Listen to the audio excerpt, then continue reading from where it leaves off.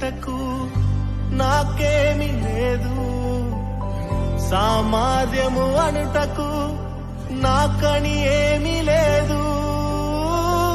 అర్హత లేని నన్ను హెచ్చించినది నీ కృప, అర్హత లేని నన్ను హెచ్చించినది నీ కృప. నీ కృప లేకుంటేనే నేను లేను, నీ కృప లేకుంటేనే నేనేమి లేను. నీ కృపయే కావలెను, నీ కృపయే చాలును, నీ కృప లేకుంటేనే నేనేమీ లేనయ్యా, నీ కృపయే కావలెను. Download ShareChat.